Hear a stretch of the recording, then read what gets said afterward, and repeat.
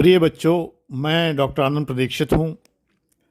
आपके आनंद Pradikshit life management channel से मैं उपस्थित हूँ। इसे आनंद डिवाइन चैनल भी कहा जाता है। आज मैं आपको एक विशिष्ट विषय पर चर्चा कर रहा हूँ। युवा आज बहुत सारी समस्याओं में घिरा हुआ है। पहले भी घिरा रहता था। हमारे ज़माने की समस्याएं अलग होती थी। बेटा, आपके ज़माने की समस्याएं अलग हैं। मैं इस समय 69 ईयर्स का हूँ, लेकिन चूंकि आप सबके संपर्क में रहता हूँ तो आपकी समस्याएं मुझे पता है। जनरली क्या होता है कि आपके सामने एक बड़ी भारी समस्या आती है। आप किसी को दिलो जान से चाहते हैं, तहे दिल से आप चाहते हैं,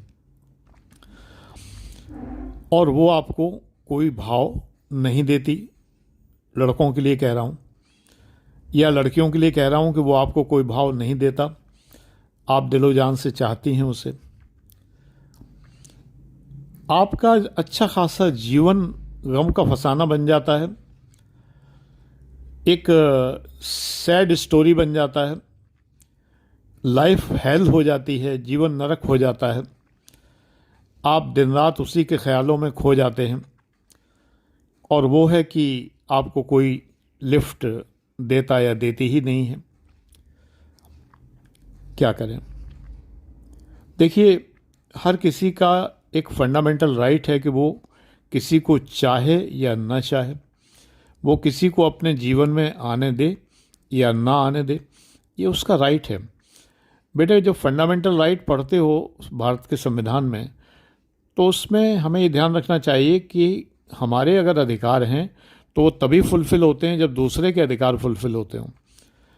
तो दूसरे को भी हमें उतना ही स्पेस और उतना ही अधिकार देना चाहिए। तो स्पेस दीजिए, अधिकार दीजिए। अगर आप किसी को चाहते हैं, ये आपका अधिकार है, लेकिन दूसरा आपको नहीं चाहता तो ये उसका अधिकार है। तो इसलिए उसके अधिकार को मान दीजिए, सम्मान दीजिए।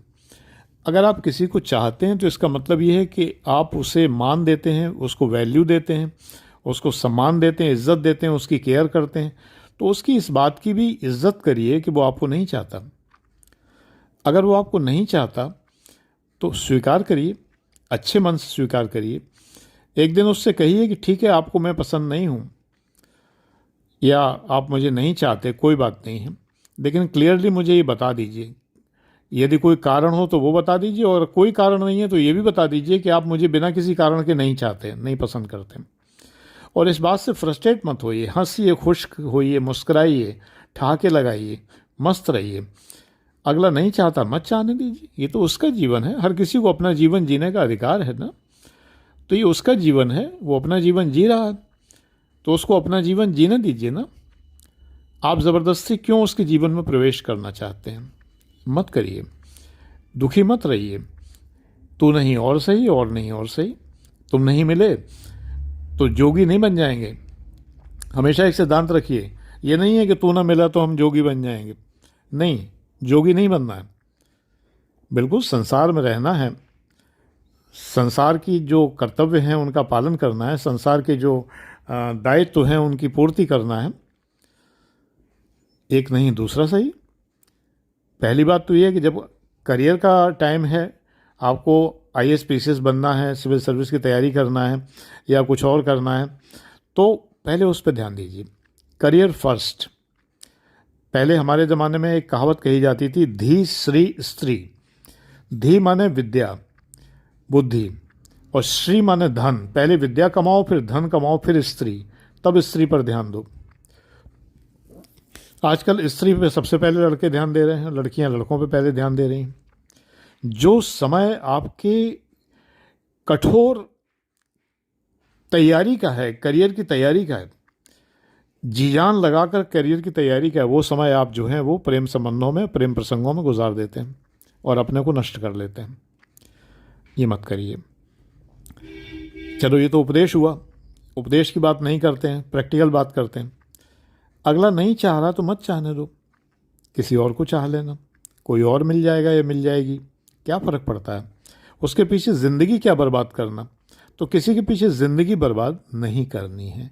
मीरा को तो कोई काम नहीं था, मीरा आईएएस की तैयारी नहीं कर रही थी। मीरा जिन्होंने कृष्ण के पीछे वैरागिन बन गई, तो आप मीरा मत बनिए, मजनू मत बनिए। मजनू तो लैला के पीछे घूमते रहे, मजनू को कोई यूपीएससी नहीं देना था, तो इसलिए वो अपना घूमते रहे, बाद में जो हुआ वो सबको पता है। तो ऐसा दुखांत कथानक आपके जीवन में क्यों आए?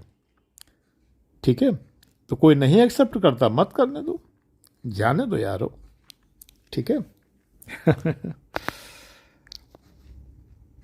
तो आज का वीडियो यहीं तक।